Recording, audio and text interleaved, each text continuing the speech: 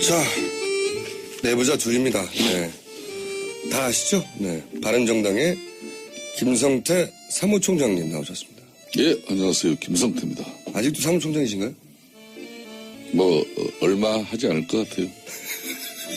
아니, 지도부가 다 사퇴하는 분위기라서. 그러니까 다음에, 지도체제, 네. 비상대책위원회나 어떤 기구가 만들어지면은, 저도 던질 계획. 평의원으로 다시.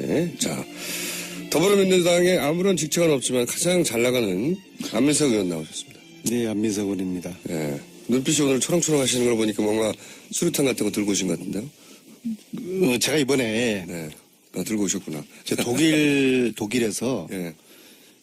그 독일 동포 한 분 어르신을 만났어요. 그분이 80년대부터 최순실을 이제 도왔던 분인데 네. 이 어른께 제가 이렇게 물어봅니다. 어르신이 어떻게 해서 최순실을 알게 됐습니까? 네. 이분 말씀이 임모라는 박사가 나에게 전화가 와서 임모 박사가 삼성 장군의 딸이 삼성전 별 3개짜리 네. 장군의 딸이 독일 가니까 독일 가니 잘 좀 도와줘라.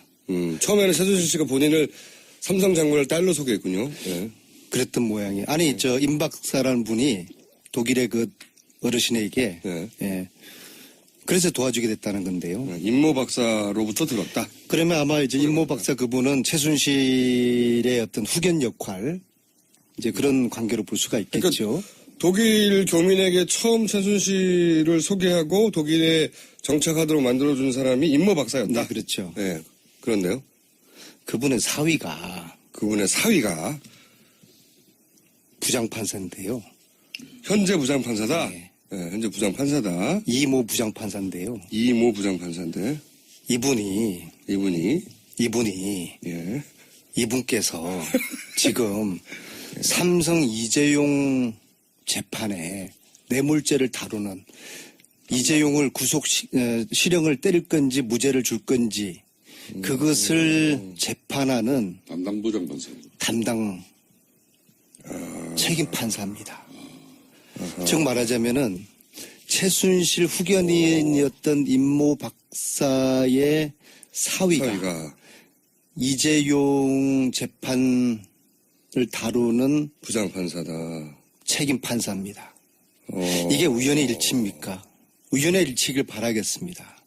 우연이라 할지라도 이거는 공정성에 크로스 체크된 시비가 있을 거죠. 수밖에 없습니다. 제가 지금까지 이야기한 거 네. 박근혜가 대포폰을 사용했다. 네. 사실이었습니까? 허위였습니까? 사실이었습니다. 장시호가 최순실의 하시고. 아바타에다 10월 26일 날 이 방송에서 사실이었습니까? 허위였습니까? 네, 사실이었습니다. 정유라가 입시를 부정으로 들어갔다. 사실이었습니까? 허위였습니까? 사실이었습니다. 네. 장유라가 국가대표를 부정으로 되었다. 사실이었습니까? 허위였습니까? 그건 명확하게 밝혀지진 않았습니다, 아직. 14년부터 제가 최순실을 추적하면서 네. 다소 좀 과장된 것을지언정 허위였던 적은 없습니다. 이거 임 박사라는 분과 이모 부장판사라는 분의 관계, 사위와 장인 이것은 지금 네이버 들어가 보면 나와요. 이름은 제가 실명을 안 밝히겠습니다. 임모 박사가 현 41년생이고요. 41년생. 네, 이재용 부회장 재판의 담당 부장판사의 장인인 것은 팩트고 네. 여기서 이제 남아있는 부분은 임모 박사가 최순실 씨가 독일로 처음 진출할 때 독일 교민에게 이러이러한 사람이 간다고 소개해준 사람이 맞느냐 이게 이제 남은 거네요. 근데 그 이야기는 그 전화를 받은 독일 교민한테 직접 네. 돌아오신 거고. 그럼요. 대체로 맞네요. 안민석 의원이 지난 3년 동안 자기 사비를 거의 다 써가면서 최순실 일가들의 국정농단을 이렇게 조사하고 또 많은 정보를 수집하는 과정에 특히 독일은 저도 한번 다른 일로 같이 갔었는데 네. 안민석 의원은 벌써 독일 내에서도 상당한 네트워크를 가지고 있더라고요. 놀랍게도 그걸 어떻게 해서 그 네트워크가 구축됐는지 그것도 수사 대상은 대상입니다. 아니, 사무총장님께서는 지금 집안 싸움이나 지금처럼 잘 좀 제압하시고요. 집안 지금 싸움. 유승민하고 김무성기하고 지금 막 내전이 붙었는데 사무총장님께서 이걸 수습하시느라고 정신이 없으신데 뭐 며칠 전에도 제가 그렇게 들었어요. 다 수습된 큰 거죠. 싸움이 붙을 뻔했는데 네. 사무총장이 지혜롭게 잘 이걸 수습을 했다라고 사무총장님이 그러는데 지혜롭게 마이크를 던져가지고 모두를 제압하고 아니에요? 지금 그런 일이 아닙니다. 그건 제가 사실이 확인을 아니에요. 했는데 네. 우리 사무총장님께서 양쪽을 잘 이렇게 조정을 해서 일단 수습을 했는데 근데 제2의 제3의 또 내전이 있을 수 있으니까 사무총장님께서는 그쪽 집안일이나 잘 챙기시고 아무튼 제가 지금 아니, 이 그 부분은 이야기를 하는 설명해 것은 잠깐만요. 설명. 뭐 좀 당내 갈등이 있는 걸로 비춰지고 있습니다만은 뭐 아무래도 신생 정당이니까 당의 진로나 또 후보 선출 과정이라든지 비대위원장 누가 할 거냐? 더군다나 당 지도부가 일갈 다 사퇴가 된 마당이니까 네. 언들이 상당히 그 예민해져 있죠. 네. 뭐 그런 측면에서 당의 자원 중에 뭐 이렇게 삼지대 협상이라든지 또 당의 예연을 확장하는 그런 노력에 네. 김무성 전 대표가 뭐 적임자다. 그런 네. 정치적 역할과 역량이 있는 사람이면 그런 사람 세우자는데 또 뭐 반대도 있는 것이고 네. 이거는 정당 내에서 뭐 그러고 고성고원에 뭐 소리 좀 나고 그런 거고 고성 좀 하셨죠? 뭐 그러다 보면은 그걸 이제 말긴 자꾸 그렇게 학살하지 마세요. 학살. 그 동료 의원들끼리 예. 가까운 그 연들끼리 예. 좀 뭐 소리도 좀 지르고 그걸 또 제지하고 제어하는 과정에 네. 또 소리도 좀 있어 보이는 거고 뭐 마이크가 넘어가고 그런 거지. 아, 던진 게 아니고 그게 마이크 혼자 넘어갔구나. 그걸 그런 식으로 그러니까 그런 상황을 가지고 외부에 이렇게 또 왜곡되게 알려낸다거나 아무리 이 판이 아수라판이라도 그게 뭐 내부 집안 이야기를 나와서 무슨 공개적으로 좋은 일이라고 방송에서 하는 거는 그런 굳이 그 남의 집안 상도덕에 일에 그 별로 좋지도 않은 상도적인 일 가지고 입에되는 거고요. 우리 그거는 김어준 또 그걸 또 부장장 즐기는 또 그런 걸 즐겨요. 김총수도 또 상당히 지금 뭔가 지금 이성을 잃었어요. 네. 이성을 찾으시고. 죄송하지만 아니, 이게 지금 중요한 게 아니라 제가 이 죄송하지만 또 아침에 재밌긴 합니다. 이 아침에 제가 그런 지금 재미 즐기시려면은 이 방송은 이재용 본질을 알아야 돼요. 재판 공정성에 대한 지금 아, 이건 의구심을 폭탄인데요? 제기를 하는 거니까. 아, 물론 사회라고 해서 반드시 그 영향을 과거에 예를 들어서 절대로 장인과의 관계가 이 재판에 영향을 미칠 거라는 것도 분명히 그 예단이죠. 저는 절대로 예단이긴 한데 결코 법원에서 좀 놀랍긴 합니다. 그 임모 박사의 사위가 이재용의 재판의 책임 판사로 배정된 것은 결코 단언코 의도적이지는 않을 거라고 봅니다. 네. 어떻게 이거를 이렇게 의도를 했겠어요? 아무리 삼성의 힘이 크더라도 어떻게 이 판사 배정조차도 삼성이 의도해서 기획해서 이런 어마어마한 무시무시한 일을 했겠어요? 절대로 그렇지 않다고 저는 믿습니다. 않다고 믿습니다만은 네. 그러나 네. 공정성에서는 네. 시비가 있게 되는 거죠. 이거 굉장히 큰 우연이긴 하네요. 이건 상상도 못했는데 왜냐하면은 서류상으로는 드러나지 않는 거군요. 절대로 서류상으로 임모 박사가 최순실 독일 정착을 위하여 최초로 도와준 그 교민에게 전화했던 양반이다 하는 게 서류상에 드러날 리가 있나요? 이 게이트 국면에 네. 순간순간에 저에게 영감을 주는 애들이 있어요. 세월호 애들입니다. 이거 역시도 네. 정말 이런 사실을 제가 어떻게 확인하겠어요? 제가 독일을 가서 그런 어른을 만났고 우연히 그 얘기를 듣게 됐고 또 어떻게 제가 지난주 금요일 날 이재용 1차 심리가 불공정했다는 보도를 우연히 보게 됐어요. 예. 그 보도에 나타난 부장판사 이름이 1심 지난주 금요일 했잖아요. 지난주 금요일 날 이재용 부회장의 공판이 이미 시작됐어요. 네, 그렇죠. 예, 시작됐는데 그 1심에서 말들이 좀 있었죠. 그렇죠. 네. 그래서 기사에 보니까 부장판사 이름이 이모 판사인데 네. 나 들었던 이름인데 그래서 그 확인을 해보니까 임모 박사의 사위 그 이름하고 일치하더라고요. 그 우연히 알아요. 그럼요. 진짜 섬뜩한 거죠. 이거는 오로지 안민석 의원은 촉 하나로 아니죠. 쓰는 거예요. 영감이죠. 저는 농감. 네. 시호를 맞춘 거라든지 유라 관련된 거라든지 순간순간 제가 텍사스 사막에 숨어 있는 간호장교 조대를 어떻게 찾았겠어요. 어떻게 찾으셨어요? 진짜 순간적인 영감이었어요. 텍사스가 막 떠올랐어요, 머릿속에. 그러니까 이건 말로 설명이 안 돼요. 저분도 또 최순실하고 좀 비슷한 그런 게 있네요. 아니, 그러니까 제가 박근혜 대통령 쓰던 의원회관 620호를 좀 쓰고 있거든요. 아, 그래요? 박근혜 대통령이 받아야 될 우주의 길을 제가 받는 것 같아요. 그런 그 우주의 길은 좀 정의로운 웃지 마세요, 좀 슬프게요. 정의로운 우주의 길을 말하는 거래요, 그죠? 자신은. 그렇죠. 이거 불의와 맞서는. 야, 이건 정말 의외의 커넥션이네요. 의외.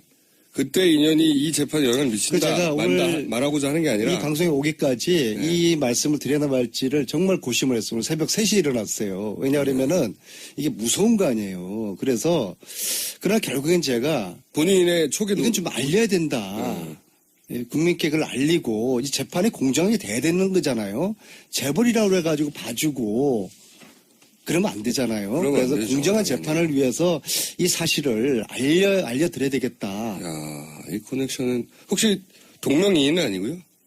아닙니다. 아니에요? 네. 확실해요? 네. 아마 이제 의원님이 이렇게 얘기했으니까 기자들의 취재가 잇따르겠네요. 네. 정의로운 기자들이 잘 취재를 해주시길 바라겠습니다. 자, 그건 그거고요. 바른정당의 이제 그러면 비대위원장은 빈 채로 가는 겁니까? 당분간? 그 부분은 정상적인 정당 체제로는 지도부가 일괄 총괄 사태가 되면은 바로 비상 조직인 비대위가 꾸려져서 누군가 데려오잖아요, 보통. 외부에서 영입할 수도 있고 내부에서 이렇게 채울 수도 있는데 그 부분이 지금 이제 불투명해졌어요. 그러니까 당내 사정은 이제 후보 선출을 위한 그 경선 관리 일정이 얼마 안 남았으니까 이제 후보가 선출되어지면은 선거 관리 선대위 체제, 선거대책위원장 체제로 당 전체가 선대위 체제로 가자. 한마디로 말하자면. 그런 건데 네. 총장으로서는 이런 거죠. 당무는 당이고 또 후보 선거 지원일은 지원일이고 이런 겁니다. 그러니까 그럼 예를 들어 유승민 전 대표가 당의 후보가 되는 순간부터는 당 전체가 유승민 후보 당선을 위해서 뛰는 건 당연하지만 당 전체가 선대위 체제가 되고 유승민 후보의 선대위원장이 당을 움직이는 게 되는 거예요. 보통 이런 큰 선거 때는 정당이 네. 후보가 선출되어지면은 후보 중심으로 네. 그렇지만 당대표는 따로 있죠, 보통은. 모든 지원과 또 일이 다 글로 집중될 수밖에 없죠. 그렇지만은 일상적인 또 정당 구조는 유지되어야 돼요. 중요한 의사결정이라든지 의결은 그 당대표 이런 최고 결정에서 당대표가 없을 때는 이제 비대위라 그러죠. 비대위 위원장이 그걸 판단하고 결심하는데 그 기능이 이제 문제가 생기죠. 어쨌든 김무성 전 대표는 이게 안 하는 걸로 결론이 난 거죠. 제가 볼 때는 김무성 전 대표는 이분은 박근혜 전 대통령 탄핵 이후에 자신의 정치적 의미를 크게 이제 찾지 않는 것 같아요. 할 일 보면은 일단 이 국면에서 할 일 다 했다. 본인으로서는 말 그대로 백의종군이라는 게 자신으로는 정치적인 어떤 그런 욕심이나 또 정치인으로서 가지는 그런 뜻, 야심을 다 버린 것 같아요. 저렇게 훌륭한 사무총장이 있는 최소한 이 국면에서는 버린 것 같다는 거죠. 그러니까 이 대선 국면에서는. 의원들 중에는 사실상 새누리당에서 이렇게 바른정당으로 탈당할 때는 거의 3분의 2 넘는 많은 의원들이 거의 한 70, 80% 해도 과언은 아니죠. 김무성 전 대표를 상당히 신뢰하면서 따라왔다고 과언이 아닌데 막상 이분이 사실상 박근혜 대통령 탄핵 이루어지고 난 이후로는 목표 의식을 잃어버렸어요? 굳이 목표 의식이라고까지 단정 규정하지는 않습니다만은 좀 자신의 정치적 어떤 그런 뜻이나 의지 이런 게 안 보여요 별로. 그러니까 그분을 많이 신뢰하고 따랐던 뭐 이 동료 의원들은 네. 바른정당이 지금 지리멸렬하잖아요. 네. 그래서 좀 흔히 말하는 삼지대 협상도 고문으로서 거기 가서 참여하고 누굴 만나고 이런 모습보다는 네. 바른정당의 실질적으로 당력을 가지고 흔히 말하는 당권을 가지고 책임 있게 나서는 거하고는 하늘 땅 차이거든요. 그리고 이제 뭐 자유한국당이든 여기 탄핵 찬성한 의원들을 다시 영입해오는 그런 여러 가지 노력이라든지 이런 사실상 김무성이라는 사람 한 사람 나서면은 기자들이 따라 붙는 숫자가 달라져요. 그럼에도 불구하고 본인이 그런 일들을 극구 이렇게 거부하고 정면에 나서 나 물론 모르겠어요. 전체 우리 바른정당 의원들이 뜻을 하나로 모아서 요청하면 또 상황은 달라질 거라고 보는데 막 그것도 용이치 않고 그러다 보니까 뭐 그런 측면에서 본인이 의지를 별로 안 가져요. 김무성계는 사실상 와야 되고 있는 중입니까? 사실상 바른정당은 김무성계 없습니다. 제가 단호하게 이야기합니다. 제가 사무총장님은 김무성계를 저도 오늘 이 방송을 통해서 이제 분명히 밝힙니다. 바른정당은 네. 개파 개보 있어서는 안 됩니다. 네. 제가 3년 전에 정말 박근혜 정권에서 어렵게 용기를 내서 박근혜 대통령이 지지하지 않는 그런 주로는 항상 저렇게 이야기하는 거예요. 개파 없다. 이렇게 이야기하는 이번에 분명히 선언합니다. 김무성 자신이 뭐 개파 개보를 전혀 생각하지 않고 뭐 이런 무미한 어떤 행동을 하시는 거는 절대적인 저런 방식으로 하면 사람이 붙을 수가 없어요. 그러니까 김무성계가 있었을 수도 있지만 이제 와야 사라지고 있다. 이제 와해라기보다는 네. 본인이 대통령 탄핵 이후에는 어떠한 뭐 정치적인 그런 행위 자체를 생각지 않고 있는 거죠. 자, 그럼 이 기회에 김성택에 출범하나요? 탄생? 그건 제가 말씀드려줘야죠. 예. 어떻게 보십니까? 제가 뭐 바른정당의 나무 집안일이라 가지고 언급하고 싶지는 않지만 언급 많이 김성태 하시면서. 사무총장이 계시기 때문에 네. 관심을 안 가질 수가 없는데요. 이 내부는 김성태 사무총장을 비대위원장으로 앉히면 깔끔하게 끝나는 건데 그런 신의 한 수를 아무도 모르는 것이죠. 이게 참 미스터리지 않습니까? 저렇게 훌륭한 분이 사무총장에 계시는 바른정당이 지지율을 5%를 넘지 못하고 있는 게 이게 희대의 미스터리 아니겠습니까? 근데 이렇게 만면에 웃음을 바른정당이 이 난국을 헤쳐나가기 위해서는 박쥐 아세요? 박쥐? 박쥐 정당에서 탈피해야 되는 거예요. 박쥐가 예? 낮에는 내발 동물이고 밤에는 저 새라고 그러는 거 아닙니까? 아니, 도와주신다고. 합리적 개혁을 지향한다고 그래가지고 바른정당이 저 순실당으로부터 뛰쳐나와 놓고서 어제는 순실당하고 개헌하자고 또 손잡고 개헌한다는 이야기는 순실이 당을 부활시켜주겠다는 거거든요. 이렇게 박쥐정당이 되니까 국민들이 바른정당을 그래서 바른정당, 박쥐정당 발음도 비슷하네요. 그래서 그러니까 박쥐정당 되면 안 되는 거예요. 그래서 대통령 안민석이- 사법 처리하라고 그러시고 최순실 재산 몰수하라고 그러시고 국가 개혁하자고 그러시고 이게 지금 합리적인 그러니까 안민석이 보수 정당의 그래서 길입니다. 끝까지 들어야 되는 거예요. 끝까지 들어야 돼. 봐요. 제가 가만히 있으니까 그냥 박쥐 정당으로 부정짓고 저는 동료위원에 대한 엄청난 아무리 방송이지만은 아니 어제 왜 그 순실이 당하고 손을 잡으셨어요? 그 부분은 지금 이제 정권 탈환을 목전에 둔 이제 민주당 입장에서는 솔직히 별로 좀 탐탁치는 않죠.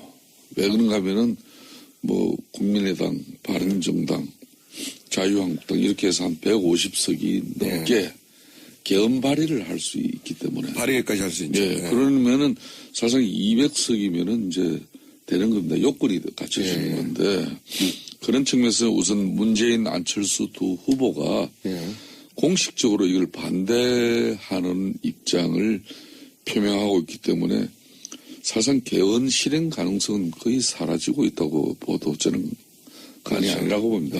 대선 전에 개헌은 현실적으로 쉽지 않아요. 그건 그런데 그런데 왜 순실이 당하고 아무리 개헌이 개헌을 하자고 뭐 그러셨어요. 제적 3분의 2 이상의 찬성을 필요로 한다고 하지만은 저 개인적으로도 자유한국당을 좀 뭐 이 대선 과정에서 지금 자유한국당 내에서도 좀 이런 손실이 세력을 지원했던 그런 허리 마르는 인사들과 뭔가 순실이 당으로 결별을 하고자 순실이 세력이 아니라 순실이 당으로 그냥 표현한 사석에 사시던 그런 노력을 표현을. 하고 있는데 예. 그렇게 되면 웬만큼 정리가 돼요. 예. 그럼 그 정리된 세력들과 이 개헌 추동 세력으로 우리가 연대를 해도 되는데 뭐 사실상 자유한국당에는 지금 이 사람 저 사람 다 있잖아요. 그러니까 그 지적을 하는 건데. 아니 근데 지금은 개헌이 아니라 개혁이 방점인데요. 지금 보세요. 이 스튜디오에도 한 10분 정도가 있는데 개헌이 대통령 중심대도 되고 의원 내각제일 수도 있고 의원 집정부일 수도 있는데 사람들은 다 틀려요. 국회의원 300만마다 다 틀려요. 이것을 2달 후에 개헌이 가능합니까? 이거는 그러니까 저는 뭐 전선을 만드는 슈퍼맨도 하지 못할 일을 지금 하자고 나서는 것은 결국엔 다른 노림수가 있는 것이고 오해의 여지가 있을 수밖에 없는 거죠. 정말 말하자면은 이제 안 될 것 같으니까 정권을 이제 못 잡을 것 같으니까 나눠 먹고 보자는 이제 그런 거예요. 그런 아주 불순한 의도가 있죠. 이게 바로 최순실식입니다. 이게 명분은 좋죠. 아니 개헌해야 되죠. 누가 반대합니까? 근데 그 속에 이제 사익이 있는 거예요. 당리당략이 있는 거예요. 이런 식으로 최순실을 닮아가면 안 되고요. 벌써 우리 안민석 의원의 이제 톤 자체가 달라졌어요. 이제 벌써 집권당 그 사선으로서의 딱 스탠스가 잡혀내 벌써 보니까. 예? 아니 근데 문제는 아니, 이 아직까지는 와중에 좋아요. 문재인 대통령이 예? 문재인 전 대표가 대통령이 되고 난 이후에 아니 그럼 우리가 안희정이 될 후보가 될 수도 있어요. 되고 난 이후에 지금 이재명 도지사 될 수도 안민석 의원이 있습니다. 그런 예. 이야기를 한다 그러면 안철수 대표가 이해가 될 수도 돼요. 있고. 예. 근데 분명히 아직까지 지금 더불어민주당은 야당이에요. 그것도 제1야당이에요. 제1야당이 벌써로 이 집권당의 사선 의원처럼 딱 이렇게 말씀하시면은 그거는 안민석 의원이 지금까지 걸어온 그런 길하고는 맞지 않죠. 그거는 좀 반성하실 용의가 없어요? 예? 아니 왜 개헌을 거부해요? 그분은 개헌을 이 최순실에 의한 국정농단의 저희 이 당이 교훈은 뭐예요? 저항적 대통령 이 권력을 갖다 이제 분산시켜서 87년 낡은 군더더기 옷을 입고 뭐 이 대통령 한 사람이 그냥 최순실 같은 이런 사람들에게 놀아나는 거 이걸 아니 개헌을 하지 말자고 헌법을 개정해서 했으니까 고치자는데 그걸 반대하면 어떡해요? 최순실식으로 풀지 말자는 겁니다. 내년 지방선거 때 그때 개헌을 하면 되는 것이고요. 개헌을 찬성하긴 그리고 찬성한데 어제 그 시점이 뭡니까? 아, 개헌은 찬성하죠. 근데 시점이 문제인데 어제 시점이 한교안이가 불출마 또 하지 않습니까? 이제 보수 쪽에서는 반기문도 이렇죠. 한교안도 이렇죠. 패가 없는 거예요. 완전 이제 자포자기 상태에서. 홍준표 도지사 있잖아요. 홍준표 도지사. 뭐 그분 되면 저희들은 뭐 속으로 땡큐죠. 근데 그러니까. 지금 자포자기 상태에서 되지도 않은 일을 이렇게 툭 던져가지고 이게 국민들은 안중에 없는 거죠. 그러니까 국민들도 5천만이 개헌의 방식에 대해서 다 틀려요. 이걸 어떻게 5월 아니, 9일 내가 날 요거 이거 개헌 투표를 합니까? 말이 안 됩니다. 이야기만 해봅시다. 그래도 명색이 일국의 대통령이 탄핵된 이 시점에 한국을 개조해내지 않으면은 또 다음에 어려워요. 역대 대통령들이 선거 전에 개헌 약속 다 철저하게 국민들 앞에 그 강하게 공약하고 약속해놓고 막상 대통령 당선되고 난 이후에 이 저항적 대통령제의 이 한의와 기쁨, 예? 이런 엄청난 힘을 가지고 누가 개헌한 사람 봤습니까? 다 개헌을 다 어떻게 하든 물거품으로 만들었잖아요. 심지어 DJP 연합 같은 경우도 이거는 내각제 하겠다고 손잡고 선거 치른 거예요. 근데 그 내각제 하겠다고 손잡고 치른 대통령이 당선되니까 DJP 내각제 그냥 물거품 됐잖아요. 그게 한국 정치의 신인데 우리 저 안민석 의원께서는 저런 분이 또 대통령 되면 저는 약속 지킬 거라고 보지만은 예? 이 뻔히 제가 박지정당이라고 질르니까는 막 이성을 잃으신 것 같아요. 말씀하시는데. 그러니까 본인이 본인이 사선 의원으로 이 정치 너무 잘하면서 개헌 논의가 시작이 됐잖아요. 내 손에 이제 장을 뜸이 쥐니까. 들이고 시간이 필요한 아니, 것이죠. 근데 아니, 이거는 문재인 전 마치 대표는 남녀가 이제 막 만나가지고 아니 손도 안 잡고 뭐 한번 마음도 안 맞추고서 그냥 결혼 날짜부터 잡으면 안 되죠. 어떻게 내용도 없이 개헌 날짜부터 투표 날짜부터 5월 9일 날 하자고 에이, 우리 질러버립니까? 아니, 이거 시정 잡혀도 이런 식으로는 하지 않죠. 국회에서 여야 4당 간에 최순실을 너무 아. 최순실한테 배웠어요. 국회에서 명분은 그럴듯하죠. 국민은 안중에 없고. 국회 4당 간에 그동안 됐어요. 아무리 자꾸자기라도. 개헌 협상에 의해서 거의 얼추 합의가 됐잖아요. 그냥 이번에 이 개헌 논의는 놓겠다고 이미 18대 국회 때부터 마음을 비우세요. 12년 전부터 18대, 19대, 20대까지 들어서 김성태 안민석 의원님. 벌써 시간이 그렇게 됐어요? 즐기는 또 그런 걸 김총수도 상당히 지금 뭔가 지금 이성을 잃었어요. 네. 이성 찾으시고. 죄송하지만 이게 지금 중요한 게 아니라 제가 이 죄송하지만 아침에 재밌긴 합니다. 이 아침에 제가 그런 재미 즐기시려면은 이 방송은 이재용 본질을 재판 공정성에 대한 지금 이건 의구심을 폭탄인데요. 제기를 하는 거니까. 물론 사회라고 해서 반드시 그 영향을 과거에 예를 들어서 절대로 장인과의 관계가 이 재판에 영향을 미칠 거라는 것도 분명히 그 예단이죠. 저는 절대로 예단이긴 한데 결코 법원에서 좀 놀랍긴 합니다. 그 임모 박사의 사위가 이재용의 재판의 책임 판사로 배정된 것은 결코 단언코 의도적이지는 않을 거라고 봅니다. 네. 어떻게 이거를 이렇게 의도를 했겠어요? 아무리 삼성의 힘이 크더라도 어떻게 이 판사 배정조차도 삼성이 의도해서 기획해서 이런 어마어마한 무시무시한 일을 했겠어요? 절대로 그렇지 않다고 저는 믿습니다. 않다고 믿습니다만은 네. 그러나 네. 공정성에서는 네. 시비가 있게 되는 거죠. 이거 굉장히 큰 우연이긴 하네요. 이건 상상도 못했는데 왜냐하면은 서류상으로는 드러나지 않는 거거든요. 절대로 서류상으로 임모 박사가 최순실 독일 정착을 위하여 최초로 도와준 그 교민에게 전화했던 양반이다 하는 게 서류상에 드러날 리가 있나요? 이 게이트 국면에 예. 순간순간에 저에게 영감을 주는 애들이 있어요. 세월호 애들입니다.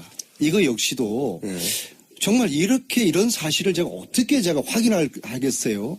제가 독일을 갈전정 허위였던 적은 없습니다. 이거 임 박사라는 분과 이모 부장판사라는 분의 관계, 사위와 장인 이것은 지금 네이버 들어가 보면 나와요. 이름은 제가 실명을 안 밝히겠습니다. 임모 박사가 현 41년생이고요. 41년생. 네, 이재용 부회장 재판의 담당 부장판사의 장인인 것은 팩트고 네. 여기서 이제 남아있는 부분은 임모 박사가 최순실 씨가 독일로 처음 진출할 때 독일 교민에게 이러이러한 사람이 간다고 소개해 준 사람이 맞느냐 이게 이제 남은 거네요. 근데 그 이야기는 그 전화를 받은 독일 교민한테 직접 네. 들어오신 거고. 그럼요. 대체로 맞네요. 안민석 의원이 지난 3년 동안 자기 사비를 거의 뭐 다 써가면서 이 최순실 일가들의 국정농단을 이렇게 조사하고 또 많은 정보를 수집하는 과정에 특히 독일은 저도 한번 다른 일로 같이 갔었는데 네. 안민석 의원은 벌써 뭐 독일 내에서도 상당한 네트워크를 가지고 있더라고요.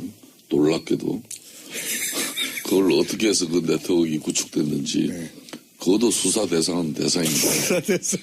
아니, 사무총장님께서는 지금 집안 싸움이나 지금처럼 잘 좀 제압하시고요. 지금 유승민하고 김무성기하고 지금 막 내전이 붙었는데 사무총장님께서 이걸 수습하시느라고 정신이 없으신데 뭐 며칠 전에도 제가 그렇게 들었어요. 다 수습된 큰 거죠. 싸움이 붙을 뻔했는데 네. 사무총장이 지혜롭게 잘 이걸 수습을 했다라고 사무총장님이 그러는데 지혜롭게 마이크를 던져가지고 모두를 제압하고 아니에요? 지금 그런 일도 아닙니다. 그건 제가 사실이 확인을 아니에요. 했는데 네. 우리 사무총장님께서 양쪽을 잘 이렇게 조정을 해서 일단 수습을 했는데 근데 제2의 제3의 또 내전이 있을 수 있으니까 사무총장님께서는 그쪽 집안일이나 잘 챙기시고 아무튼 제가 지금 아니, 이 그 부분은 이야기를 하는 설명해서 것은 잠깐만요. 설명 뭐 좀 당내 갈등이 있는 걸로 비춰지고 있습니다만은 뭐 아무래도 신생 정당이니까 당의 진로나 또 후보 선출 과정이라든지 비대위원장 누가 할 거냐. 더군다나 당 지도부가 일갈 다 사퇴가 된 마당이니까 네. 의원들이 상당히 예민해져 있죠. 네. 뭐 그런 측면에서 당의 자원 중에 뭐 이렇게 삼지대 협상이라든지 또 당의 예연을 확장하는 그런 노력에 네. 김무성 전 대표가 뭐 적임자다. 그런 네. 정치적 역할과 역량이 있는 사람이면 그런 사람 세우자는데 또 뭐 반대도 있는 것이고 네. 이거는 정당 내에서 뭐 그러고 고성고원에 뭐 소리 좀 나고 그런 거고 고성 좀 하셨죠? 뭐 그러다 보면은 그걸 이제 말긴 자꾸 그렇게 학살하지 마세요. 학살. 그 동료 의원들끼리 예. 가까운 의원들끼리 예. 좀 뭐 소리도 좀 지르고 그걸 또 제지하고 제어하는 과정에 네. 또 소리도 좀 있어 보이는 거고 뭐 마이크가 넘어가고 그런 거지. 아, 던진 게 아니고 그게 마이크 혼자 넘어갔구나. 그걸 그런 식으로 그러니까 그런 상황을 가지고 외부에 이렇게 또 왜곡되게 알려낸다거나 아무리 이 판이 아수라판이라도 그게 뭐 내부 집안 이야기를 무슨 나와서 좋은 공개적으로 일이라고 방송에서 하는 거는 그런 굳이 남의 상도덕에 집안 일에 그 별로 좋지도 않은 상도적인 일 일이 가지고 되는 거고요. 우리 그러면 김어준 또 그걸 부장장 자, 내부자 둘입니다. 네. 다 아시죠? 네. 바른정당의 김성태 사무총장님 나오셨습니다. 예 안녕하세요 김성태입니다. 아직도 사무총장이신가요? 뭐 얼마 하지 않을 것 같아요. 아니, 지도부가 다 사퇴하는 분위기라서. 그러니까 다음에 지도 체제 네. 비상대책위원회나 뭐 어떤 기구가 만들어지면은 뭐 저도 던지고. 던질 계획. 평의원으로 다시. 자, 더불어민주당에 아무런 직책은 없지만 가장 잘 나가는 안민석 의원 나오셨습니다. 네, 안민석 의원입니다. 예. 눈빛이 오늘 초롱초롱 하시는 걸 보니까 뭔가 수류탄 같은 거 들고 오신 것 같은데요? 제가 이번에 네. 들고 오셨구나. 저 독일에서 예. 그 독일 동포 한 분 어르신을 만났어요. 그분이 80년대부터 최순실을 이제 도왔던 분인데 예. 이 어른께 제가 이렇게 물어봅니다. 어르신이 어떻게 해서 최순실을 알게 됐습니까? 예. 이분 말씀이 임모라는 박사가 나에게 전화가 와서 임모 박사가 삼성 장군의 딸이 삼성 별 3개짜리 예. 장군의 딸이 독일 가니까 독일 가니. 잘 좀 도와줘라. 처음에는 최순실 씨가 본인을 삼성 장군을 딸로 소개했군요. 예. 그랬던 모양이에요. 아니 저 임 박사라는 분이 독일의 그 어르신에게 네. 예. 그래서 도와주게 됐다는 건데요. 임모 박사로부터 들었다. 그러면 아마 이제 임모 박사 그분은 최순실의 어떤 후견 역할 이제 그런 관계로 볼 수가 있겠죠. 독일 교민에게 처음 최순실을 소개하고 독일에 정착하도록 만들어준 사람이 임모 박사였다. 네, 그렇죠. 네, 그런데요. 그분의 사위가 그분의 사위가 부장판사인데요. 현재 부장판사다. 네. 네, 현재 부장판사다. 이모 부장판사인데요. 이모 부장판사인데 이분이 예. 이분께서 지금 삼성 이재용 재판에 뇌물죄를 다루는 이재용을 실형을 때릴 건지 무죄를 줄 건지 그것을 재판하는 담당 부장판사입니다. 담당 책임 판사입니다. 즉 말하자면은 최순실 후견인이었던 임모 박사의 사위가 이재용 재판을 다루는 부장판사다. 책임 판사입니다. 이게 우연의 일치입니까? 우연의 일치길 바라겠습니다. 우연이라 할지라도 이거는 공정성에 크로스 체크된 시비가 있을 있을 거죠. 수밖에 없습니다. 제가 지금까지 이야기한 거 네. 박근혜가 대포폰을 사용했다. 네. 사실이었습니까? 허위였습니까? 사실이었습니다. 장시호가 취조를 최순실의 하시고. 아바타에다 10월 26일 날 이 방송에서 사실이었습니까? 허위였습니까? 네, 사실이었습니다. 정유라가 예. 입시를 부정으로 들어갔다. 사실이었습니까? 허위였습니까? 사실이었습니다. 네. 정말 장유라가 국가대표를 부정으로 되었다. 사실이었습니까? 허위였습니까? 그건 명확하게 밝혀지진 않았습니다, 아직. 14년부터 제가 최순실을 추적하면서 네. 다소 좀 과장된 것을